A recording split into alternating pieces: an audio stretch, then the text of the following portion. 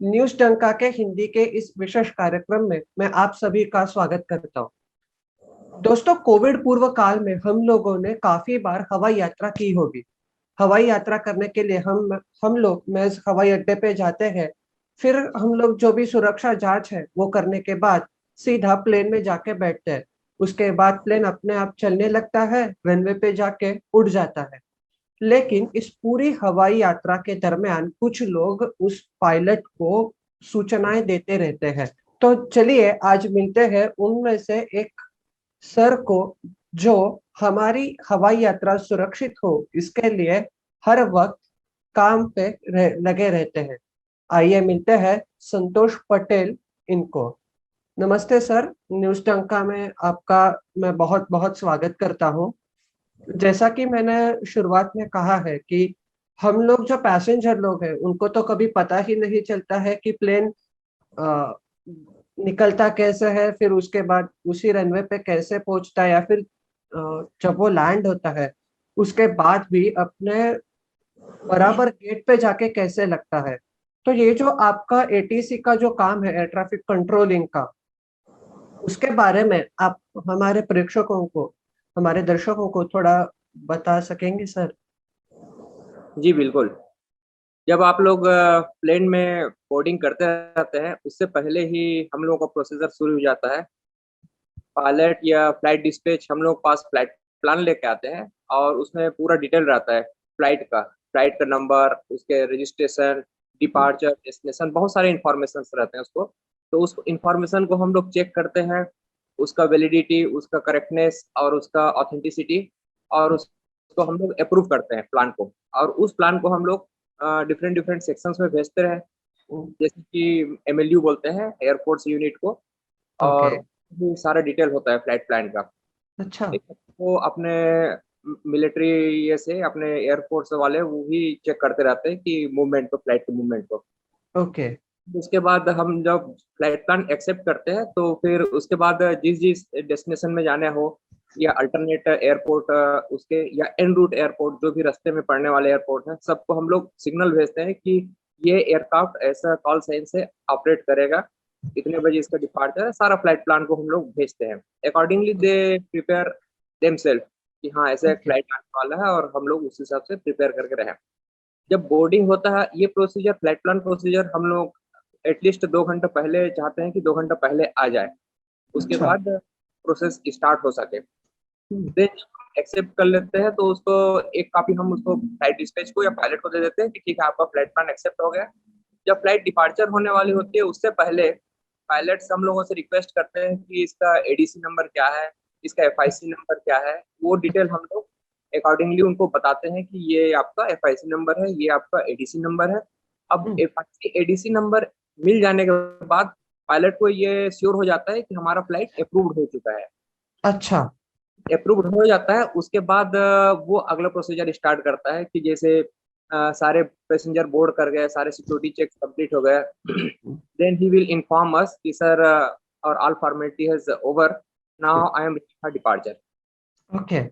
That time उसका एक step by steps होते हैं। तो फर्स्ट स्टेप होता है कि पुश बैक। ओके। और पार्किंग स्टैंड ऐसा होता है जिसमें पुश बैक की जरूरत नहीं पड़ता है, सीधा टैक्सी स्टार्ट कर सकता है इंजन स्टार्ट करके। फर्स्ट स्टेप पुश बैक करेंगे, फिर उसका परमिशन लेंगे पायलट लोग। और उसके पुशबैक यानी जो प्लेन ऐसा थोड़ा रिवर्स चलने लगता है, वो वाला चीज यानी पुशबैक रहता है, राइट?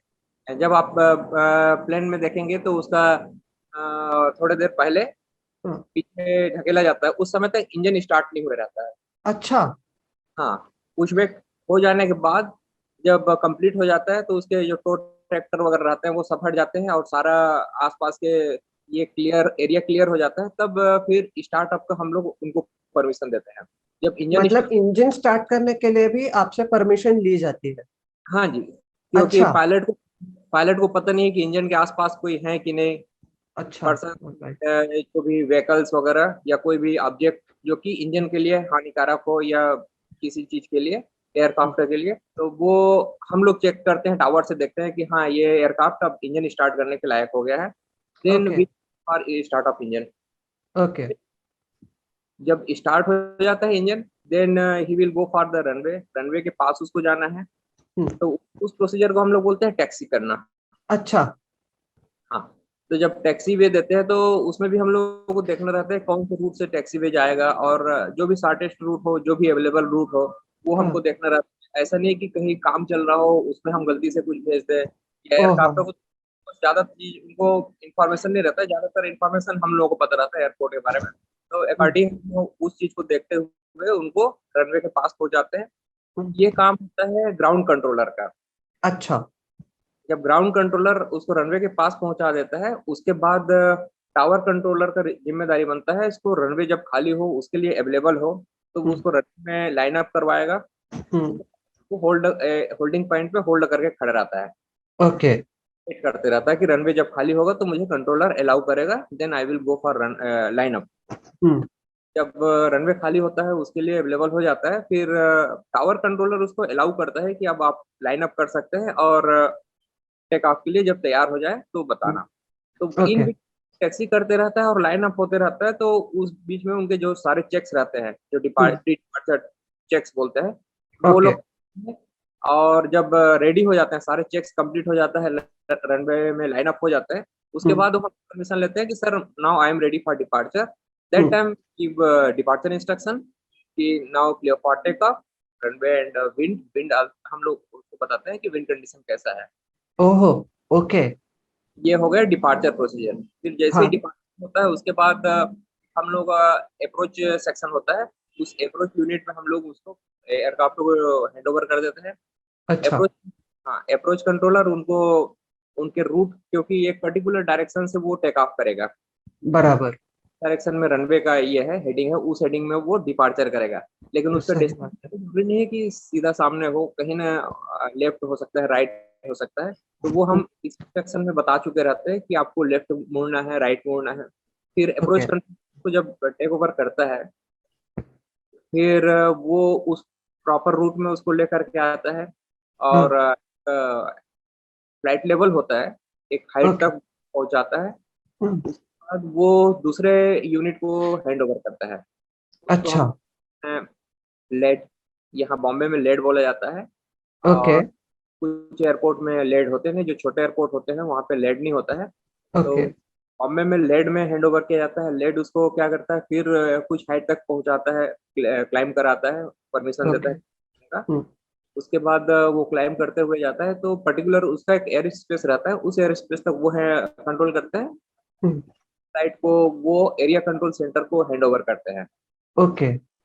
एरिया कंट्रोल सेंटर क्या करता है, उसको रूट में ला करके जो भी उसका डिजायर्ड लेवल रहता है, जो हम्म, उसका रिक्वेस्टेड फ्लाइट प्लान में फ्लाइट लेवल रहता है, हम्म, वो नहीं है कि वो रिक्वेस्टेड फ्लाइट प्लान में जो लेवल उसने रिक्वेस्ट किया है, हम्म, मिनिमम फ्यूल के लिए जो उसने फ्लाइट लेवल रिक्वेस्ट किया है, तो कोई जरूरी नहीं है कि हमेशा उसको वो फ्लाइट लेवल मिल जाए, क्योंकि ऑलरेडी हवा में बहुत सारे फ्लाइट्स रहते हैं, सही बात। फ्लाइट उड़ते रहते हैं। तो वो अगर वो फ्लाइट लेवल नहीं मिला तो हम हम्म, दूसरा उनको फ्लाइट लेवल देते हैं, और उनको ऑप्टिमम जो भी कम फ्यूल बर्न हो और फुल एफिशिएंट रहे, ऐसा फ्लाइट लेवल हम उनको देते हैं। कोशिश करते हैं कि जो वो चाह रहा है, पायलट जो चाह रहा है, वही हम्म, फ्लाइट लेवल हम दें, पर कई अच्छा। बार संभव नहीं हो पाता। अच्छा। तो यानी एक प्लेन को उसके प्रस्थान स्थान से लेके उसके गंतव्य स्थान तक पहुंचाने तक आप हाँ, लोगों के जो बहुत सारे बीच बीच में से, अभी हम लोग एक एग्जांपल लेते हैं, जैसे कोई दिल्ली बाउंड फ्लाइट होगी, तो वो एक बार मुंबई के ग्राउंड कंट्रोल से निकलेगी, फिर एरिया कंट्रोल से निकलेगी, फिर उसके बाद उसके बीच वाले एयरपोर्ट्स भी उसको, वो जो पायलट है उसको लगातार गाइड करते रहते हैं, या फिर उनका कैसे काम चलता है? हाँ, उनको हम लोग कंटिन्यूअस मॉनिटर करते हैं सारे फ्लाइट्स को, विथ अच्छा। Respect flights also. हम्म, और यही हम लोग का बेसिकली काम रहता है कि अवॉइड कोलिजन, सही सेफ्टी बात है। And security, and national wise security and passenger wise safety को हम लोगों को ध्यान देना रहता है। हम्म, हम लोग उनको सिक्योर रखना है हमको, हम्म, और सेफ रखना है पैसेंजर को। तो अच्छा। हमारी जिम्मेदारी रहती है। तो जैसे ही एयरक्राफ्ट एक बार एयर में आ जाता है, हम्म, तो उसके बाद रडार में डिस्प्ले होना शुरू कर देता है, और रडार में हम उनके काफी सारे इंफॉर्मेशन जो कॉकपिट में चलते रहता है, जो हम्म, कॉकपिट के डाटा, काफी कुछ डाटा हमारे रडार में डिस्प्ले होते रहता है। तो सही हम बात। लोगों को पायलट को बार बार पूछने की जरूरत नहीं पड़ता, बस एक बार कंफर्म कर लेते हैं, वेरिफिकेशन कर लेते हैं कि दिस अच्छा। नॉट। देन उसके बाद हम लोग उनको कंटिन्यूअस मॉनिटर करते हैं, कंटिन्यूअस इंस्ट्रक्शन देते रहते हैं हम्म, अदर एयरक्राफ्ट, ताकि एक दूसरे को ट्रैफिक ना बने, एक दूसरे में कॉन्फ्लिक्ट ना हो, हम्म। या मीडिया कोलिजन का कोई संभावना ना हो, इस टाइप के करते रहते हैं। तो जैसे ही अब एरिया कंट्रोल सेंटर के पास आता है, तो वो दूसरे एरिया कंट्रोल सेंटर को हम लोग फिर उसको हैंड ओवर करते हैं जब बाउंड्री में आने वाला हो।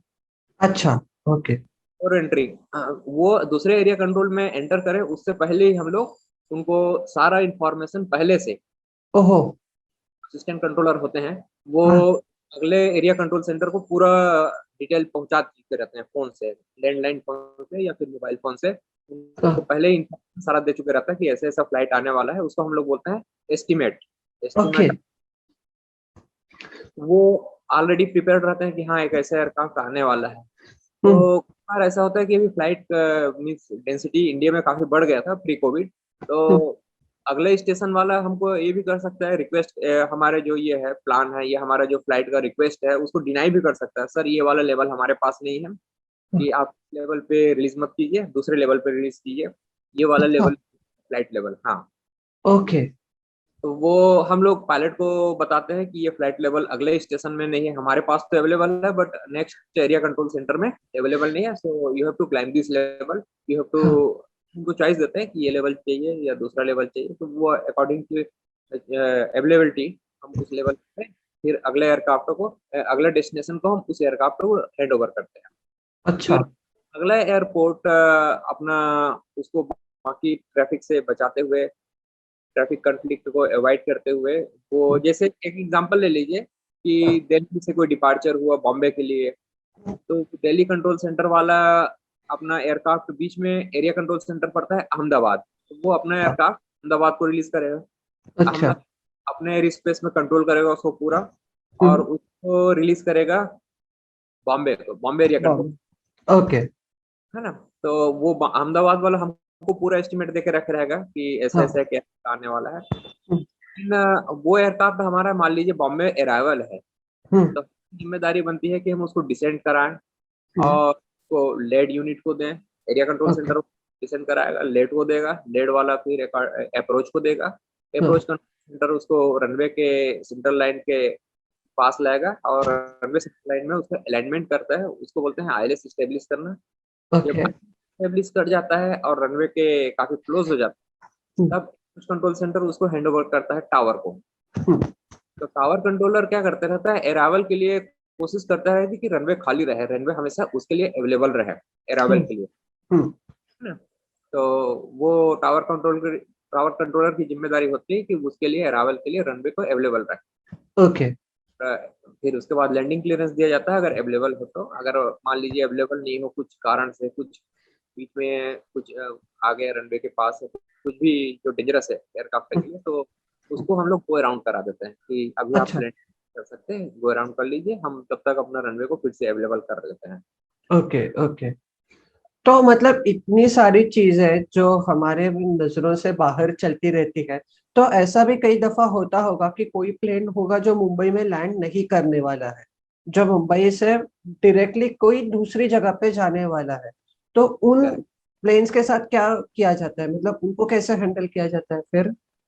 उनको भी जैसे एग्जांपल लीजिए कि दिल्ली से कोई गोवा फ्लाइट है, हाँ। तो दिल्ली वाला डिपार्चर कराएगा अपना, अहमदाबाद को रिलीज करेगा एयरक्राफ्ट, अहमदाबाद हमको बॉम्बे को रिलीज करेगा, हम्म, बॉम्बे वाले उसको कंट्रोल करेंगे अपने एयर स्पेस में, और उसको हम लोग जब गोवा के पास जाने वाला हो, तो हम हमारा जो एरिया कंट्रोल सेंटर है वहां तक उसको हम डिसेंड कराते हैं, और मान लीजिए कोई और दूर डेस्टिनेशन जाने वाला हम्म, है ना, हम्म। तो उसको हम लोग डिसेंड नहीं कराएंगे से, जो भी लेवल रिक्वायरमेंट है उस लेवल पे हम लोग उसको क्लाइम या डिसेंड करके अगला एरिया कंट्रोल सेंटर को हैंड ओवर कर देते ओके। हैं। तो कंट्रोल सेंटर फिर उसके बाद वो अपना दूसरे को हैंड ओवर करते जाता है, इस हिसाब से एक एरिया कंट्रोल सेंटर से दूसरे area control centre hand over होते रहता है। कुछ अच्छा। फ्लाइट होते हैं जो पूरे इंडिया को क्रॉस करके जाते हैं, हम्म, सारे ओवरफ्लाई होते हैं इंडिया में, काफी ओवरफ्लाई होता है, काफी बड़ा एयर स्पेस है इंडिया का। हम्म, तो कुछ फ्लाइट जो ओवरफ्लाई होते हैं उसको हम लोग एक एरिया से दूसरे एरिया, एक एरिया से दूसरे एरिया, इसका हैंड ओवर करते करते अल्टरनेट जब हमारा इंडियन बाउंड्री को क्रॉस करता है, जिसको हम लोग एफ आई आर बोलते हैं, F I R boundary cross करता है, उससे पहले हम लोग इंटरनेशनल जो भी नेक्स्ट अगला FIR आने वाला है उसको हम लोग कवर कर देते हैं। अच्छा, ओके ओके। तो अभी कोई कोई एयरपोर्ट्स जो रहते हैं वो ऐसे रहते हैं जिसमें एक से ज्यादा रनवे लगे रहते हैं, जैसे अपना मुंबई का ही मान लो, उस पे 2 रनवे लगे रहते हैं। तो अब कई एयरपोर्ट पे 2 रनवे एक साथ चलते हैं या फिर एक के बाद एक खोला जाता है? नहीं, साइमल्टेनियस रनवे ऑपरेशन के लिए कुछ रिक्वायरमेंट होते हैं, रूल्स होते हैं। वो हम्म रूल अगर फुलफिल करते हैं तो हम्म एट ए टाइम दो रनवे को चला सकते हैं। कुछ हम्म। केसेस में ऐसा है इंटरनेशनल एयरपोर्ट में जो दो से भी ज्यादा एयरपोर्ट को एक रनवे को एक साथ ऑपरेशन करते हैं। तो अच्छा। उसके क्राइटेरिया फुलफिल होना चाहिए, वो होना चाहिए। जैसे इंडिया में हमारे यहाँ दिल्ली में चलता है, 2 एयरक्राफ्ट रनवे एक साथ ऑपरेशन में रहता है, एक में अराइवल रहता है, एक में डिपार्चर होता है, या हम्म, फिर मिक्स हो सकता है, अराइवल डिपार्चर मिक्स कर लेंगे। बाकी दिल्ली में एक में अराइवल एक में डिपार्चर होते रहता है। उससे क्या है, हमारे एयरपोर्ट का एफिशिएंसी बढ़ जाता है अच्छा। और सेफ्टी लेवल भी बढ़ जाता है। बट बॉम्बे में हम लोग बीच में एक बार कोशिश किया था कि दोनों क्रॉसिंग रन, यहाँ पे क्रॉसिंग रनवे है तो ओके। रनवे ऑपरेशन चलाएं। क्रॉसिंग रनवे मतलब सर? यहाँ पे जो दो रनवे हैं वो एक दूसरे को क्रॉस करते हैं, ओके। नहीं है। ठीक है, तो जब एक दूसरे को क्रॉस करेंगे तो हम लोगों को ज्यादा अलर्ट रहना पड़ेगा कि कहीं जब क्रॉस करते रहे तो उसमें कोलिजन ना हो। तो सही बात। हम लोगों ने कोशिश किया था अपने एयरपोर्ट एफिशिएंसी बढ़ाने के लिए, हम्म बट वो डेंजरस था। और एट लास्ट उसको DGCA ने क्लोज करने के लिए ऑर्डर दिया कि आप पैरेलल ऑपरेशन मत चलाइए, ये हम्म डेंजरस। हम्म। उसके बाद हम लोग सिंगल ऑपरेशन यूज कर रहे हैं। बॉम्बे में सिंगल रनवे ऑपरेशन होता है, एट ए टाइम में एक ही रनवे यूज होगा। अच्छा, तो आप लोगों ने अभी तक, अभी जैसे कोविड की वजह से फ्लाइट्स तो थोड़ी कम हो गई है, ऐसा हमने पढ़ा है अभी न्यूज़ में। हाँ, काफी तो कम हो। हाँ, तो लेकिन कोविड से पहले तक एयरपोर्ट पे एक रनवे से 1 मिनट में या फिर 1 घंटे में कितने फ्लाइट्स ऑपरेट किए जा सकते थे? हम लोगों का ये रहता है, जैसे यहाँ का जो मेन रनवे है, हाँ। रनवे 2 7, रनवे 2 7, रनवे, थोड़ा सुनाई नहीं दिया, रनवे। रनवे 2 7 बोलते हैं, रनवे 2 7 09। हाँ। और दूसरा रनवे है 1432। तो ओके। जो रनवे है रनवे 2 7, वो जब हाँ। ऑपरेट होता जाता है तो उसमें हम लोग 48 तक का डिपार्चर अराइवल, जो मूवमेंट जिसको हम लोग बोलते हैं मूवमेंट, तो हम हाँ। लोग 48 मूवमेंट सेफली कर लेते हैं। अच्छा, एक तो घंटे में 48 flights? 48 movements, yes. Okay okay. और आज तक सबसे ज्यादा कितने हुए हैं? अभी तक 54 का ये है, बॉम्बे का रिकॉर्ड है, 54 हुआ ओह, है एक। अरे क्या बात है। लेकिन अभी अभी ये तो हम लोगों ने जो बातें की वो सारी कोविड पूर्व काल के लिए चल रही थी। हाँ जी। अभी कोविड जब हमारे यहाँ पे इतना बढ़ गया है, अभी जो नए प्रॉब्लम्स हमारे यहाँ पे खड़े हुए हैं, तो इसका जो सीधा असर है वो एविएशन पे किस तरह से हुआ है? क्या आप एज अ एक ATC आप उसको किस नजर से देखते हैं? देखिए, कोविड होने के बाद ज्यादातर ऑफिसेस, ज्यादातर जो ये है सिस्टम संस्थाएं हैं वो क्लोज हो गए। हम्म बट हमारा ऑपरेशन 24 आवर चलने वाला है। और ये एक प्रकार से नेशनल सिक्योरिटी के लिए भी है और नेशनल सेफ ये के लिए मतलब रिक्वायरमेंट है। हम्म। और इसको हम लोग वर्क फ्रॉम होम नहीं कर सकते। सबसे बड़ा प्रॉब्लम सही। ये है, हमारा सिस्टम जहाँ इंस्टॉल्ड है हमें हम्म उसी जगह जा करके करना है। जैसे टावर के काम को हम यहाँ घर से नहीं कर सकते।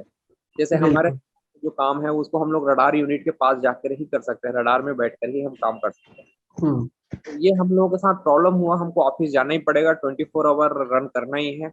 हम्म। क्योंकि कोविड के लिए जो भी रिक्वायरमेंट है, जो कार्गो, आल्दो पैसेंजर फ्लाइट्स कम हो गए थे, एक टाइम तो ऐसा हुआ था कि पैसेंजर फ्लाइट लगभग जीरो हो गए थे जब अच्छा। सब ऑन था तब। हाँ, तो उसमें जो इमरजेंसी फ्लाइट थे वही चल रहे थे और कार्गो फ्लाइट्स चल रहे थे।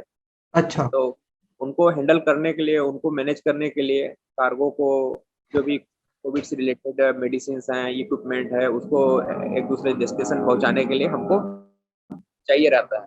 तो हम हम्म लोग एयरपोर्ट कभी क्लोज नहीं कर पाए। हम लोगों का एयरपोर्ट कभी क्लोज नहीं हुआ। जैसे सुनने में आया था कि रेलवे का कुछ कुछ क्लोज हो गया, रेलवे बंद हो गया था, बट एयरपोर्ट कभी क्लोज नहीं हुआ। हम लोगों का ओह, ड्यूटी कंटिन्यूस रहा।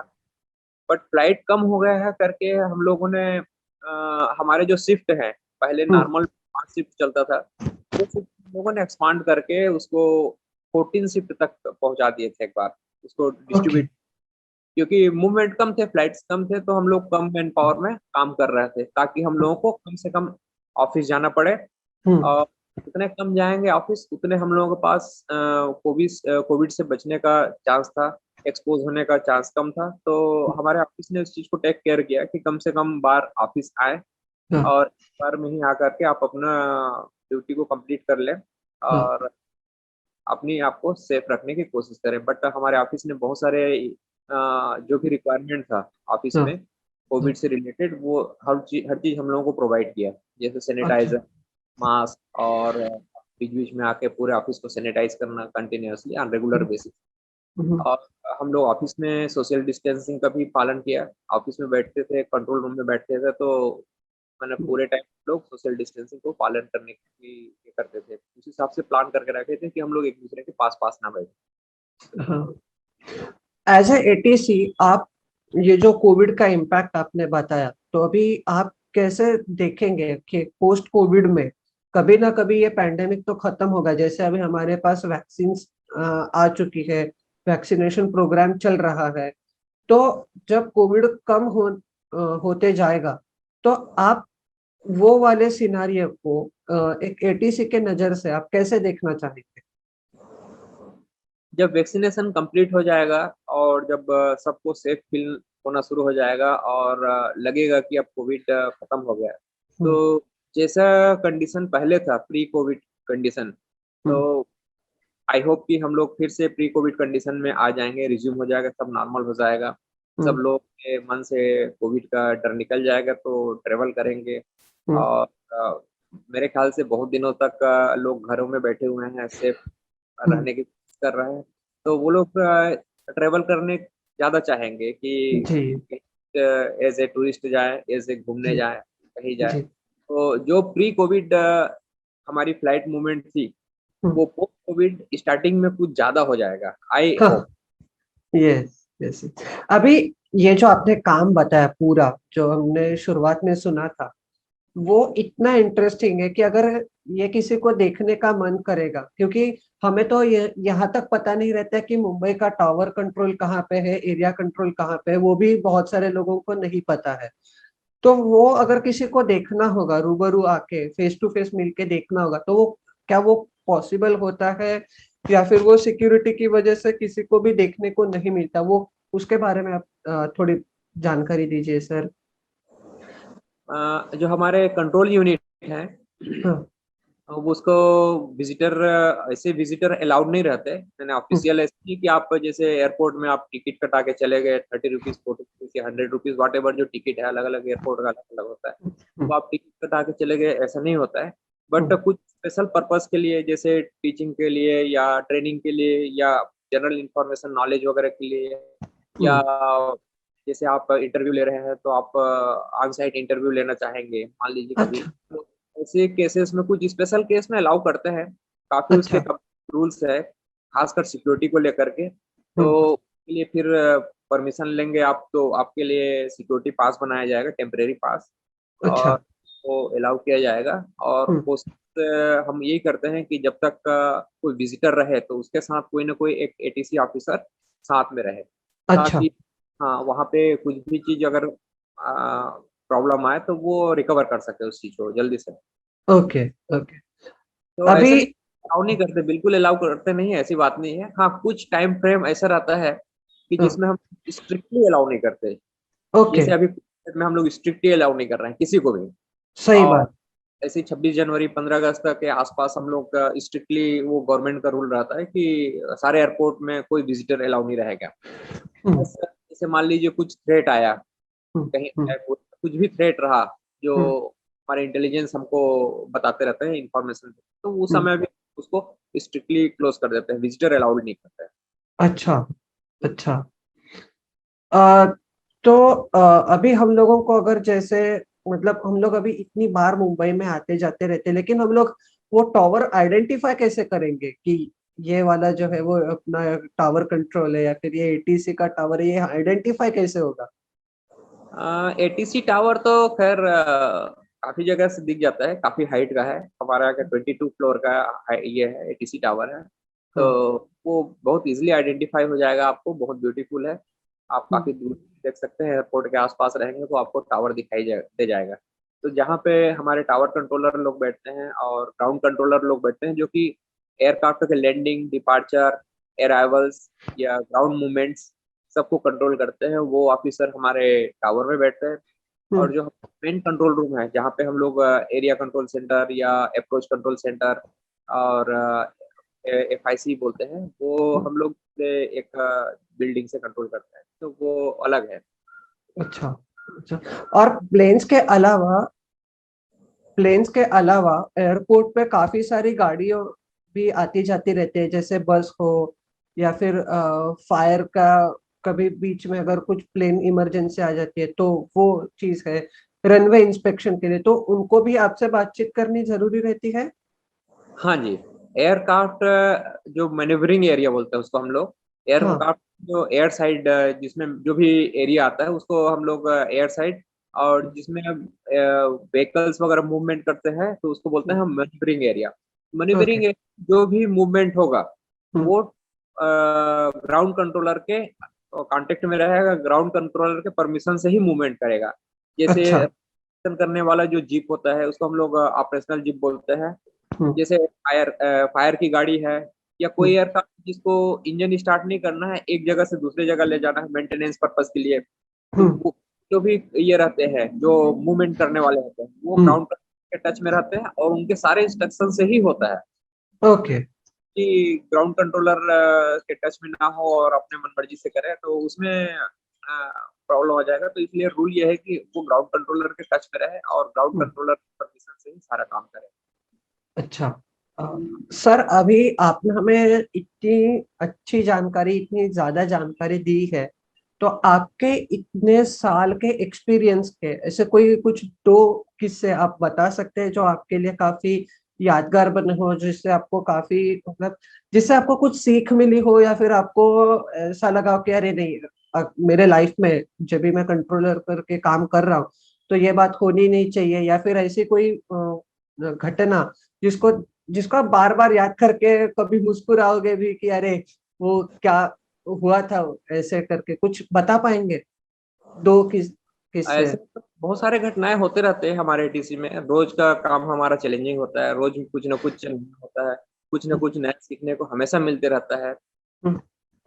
एक घटना, जब मैं कलकत्ता में पोस्टेड था, तो उस समय मतलब जिसको हम लोग कभी बोलते हैं ना कि भगवान भी होता है, एग्जिस्ट करता है, तो हाँ। उस घटना घटी थी। मैं उस समय ट्रिप पे था और कलकत्ता की विजिबिलिटी ऑलमोस्ट जीरो थी, जीरो विजिबिलिटी दिखाई जीरो? देती। अच्छा। एयरक्राफ्ट ढाका के लिए था, प्लेन था, इंटरनेशनल फ्लाइट था, नॉन हम्म। शेड्यूल्ड इंटरनेशनल फ्लाइट, ढाका के डिपार्ट डेस्टिनेशन उसका ढाका था। बट उसका ओके। हो गया, काफी कम हो गया था, तो वो रिक्वेस्ट किया कि सर मैं कलकत्ता में लैंड करूंगा। तो ओके। हमने बताया कि विजिबिलिटी इज जीरो। हाँ। तो बोला कि सर फ्यूल इमरजेंसी है, I can move to Dhaka, I have to हाँ। लैंड। बता, हम हाँ। लोगों ने पोजीशन दिया और वेदर कंडीशन बताया कि ऐसा ऐसा वेदर कंडीशन है, हाँ। आप अपने रिस्क पे देख लीजिए, उतर लीजिए, कोशिश कीजिए एट हाँ। योर वो। तो अच्छा। उसने दो अटेम्प्ट किया, हाँ। अटेम्प्ट में लैंड नहीं कर पाया क्योंकि विजिबिलिटी एकदम जीरो थी। हाँ। जब वो बोला कि सर नाउ, फिर हम लोगों ने उसको तीसरा अटेम्प्ट के लिए कॉल किया, और तीसरा अटेम्प्ट में जब रनवे के लोकलाइजर में आईएलएस स्टेब्लिश किया, फिर उसके बाद बोला कि सर नाउ फ्यूल ओवर, ओहो। इंजन ओ, ऑफ हो गया इंजन? इंजन ऑफ हो गया। और उसके बाद बोला कि sir no, no more fuel, I am going to land whatever. Okay. हाँ। तो हम लोग प्रे किए कि अब सेफ हो जाए, फ्लाइट सेफली लैंड कर जाए। तो हाँ। आप बिलीव नहीं करेंगे कि थोड़े से देर के लिए, आप हाँ। लेस देन 1 मिनट, विजिबिलिटी काफी इंप्रूव हुआ, एयरक्राफ्ट लैंड किया, और आप जैसे ही वो लैंड किया अगेन विजिबिलिटी जीरो हो गया, अगेन विजिबिलिटी जीरो। ओह गॉड। हुआ कि अब पायलट फ्लाइट से उतर नहीं सकता था, रनवे में ही खड़ा रह गया वो। हाँ। फिर दूसरा हम लोगों ने व्हीकल भेज करके पैसेंजर को और उसके जो पायलट थे उन लोगों को लेकर के आए थे। तो एक अच्छा। उसको बोलते हैं कि गॉड हेल्प करता है करके, टाइप की एग्जैक्टली, एग्जैक्टली। और ऐसे मुंबई में भी बहुत सारे घटनाएं होती रहती है। मुंबई की एक हाथ at the end to end on. तो बहुत मेरे लिए चैलेंजिंग था। मैं बताते थे कि मुंबई में इतने सारे ये होते हैं, ऐसा होता है, ऐसा होता है, इतने ट्रैफिक होता है। Not only in road, road में ही ट्रैफिक नहीं होता है, ट्रेन में भी, रेलवे लाइन में भी ऐसी ट्रैफिक। मुंबई लोग के बारे में सुनते थे तो डर जाते थे। और उसके बाद जब पता चला कि एयरपोर्ट में एयर मीन्स फ्लाइट में भी ऐसी ट्रैफिक है, तो जब मैं ट्रांसफर होके आया था तो हम लोगों को जो ट्रेनिंग देने वाले थे वो हमसे काफी जूनियर थे। हमारे इंस्ट्रक्टर थे लेकिन हमसे काफी जूनियर थे। तो वो हमको ट्रेनिंग देते थे, हमको सिखाते थे। हमको बड़ा अच्छा लगता था कि ये लोग इतने कम उम्र में ये सब चीज सीख गए हैं, और वो हम सिखाते थे। और उनके इंस्ट्रक्शन में हम लोगों ने अपना ट्रेनिंग किया और इंस्ट्रक्टर सीखे और काफी कुछ सीखे। और सीखने के बाद बल्कि कई ठो चीज हम लोग अपना एक्सपीरियंस भी उनको सिखाए कि ऐसा भी हो सकता है, आप ऐसा भी कर सकते हैं। तो ये कंटिन्यूअस लर्निंग प्रोसीजर है। और इसलिए मैं हमेशा प्रेफर करता हूँ कि ट्रांसफर होता रहे हम लोगों का, हम एक जगह से दूसरे जगह जाते रहते हैं, हम अपना एक्सपीरियंस करते रहें। यहाँ का एक्सपीरियंस वहाँ शेयर करें, वहाँ का एक्सपीरियंस हम ले, दूसरी जगह का एक्सपीरियंस लें। तो बॉम्बे में भी ऐसे ही है कि जब मैं बॉम्बे में आया तो मुझे काफ़ी बड़ा चैलेंजिंग लगा था। और काफ़ी इंजॉय किया मैं बॉम्बे को। बॉम्बे आके बाद मुझे काफ़ी अच्छा लगा, अच्छा। बहुत मिला, और बहुत कुछ अपना एक्सपीरियंस शेयर करने को भी मिला। और उसका ओके। यूज आज मुंबई के हमारे कंट्रोलर्स लोग यूज भी कर रहे हैं। अच्छा, अच्छा है। लेकिन सर आज आपने हमारे साथ जो भी आपका एक्सपीरियंस था वो आपने हमारे साथ शेयर किया। जैसा मैंने शुरुआत में भी कहा था कि ये जो चीजें रहती है वो बैक स्टेज वाली चीजें रहती है, नाटक के पीछे चलने वाली। हम लोगों को तो सिर्फ एयरपोर्ट दिखता है, उसका प्रीमाइसेस दिखता है, वहां पे ड्यूटी फ्री शॉप्स दिखते हैं। लेकिन एक्चुअल में हम लोगों को सेफली एक जगह से लेके दूसरे जगह तक पहुंचाने का जो एक्चुअल काम आप लोगों से चलते रहता है वो आपने हमें बताया। वो काम के लिए हम सभी दर्शकों की ओर से मैं आपको बहुत बहुत, आपको, आपकी पूरी टीम को, पूरे एटीसी संगठन को ही मैं बहुत बहुत थैंक यू कहना चाहूंगा कि आप लोगों की वजह से हमारी हवाई यात्रा आज भी कभी भी एकदम सुखद चलती रहती है। उसके लिए सच में बहुत बहुत थैंक यू। और उसके अलावा भी आप यहाँ पर आए, आपने सारे एक्सपीरियंसेस शेयर किए, अपने कोविड का जो बाद में, कोविड के बाद जो भी आपने पॉजिटिव अप्रोच दिखा है उसके लिए भी, और ये आपके पूरे एक्सपीरियंस के लिए भी मैं हमारे दर्शकों की ओर से आपको बहुत बहुत धन्यवाद देना चाहूंगा। संतोष सर, बहुत बहुत थैंक यू। Thank you.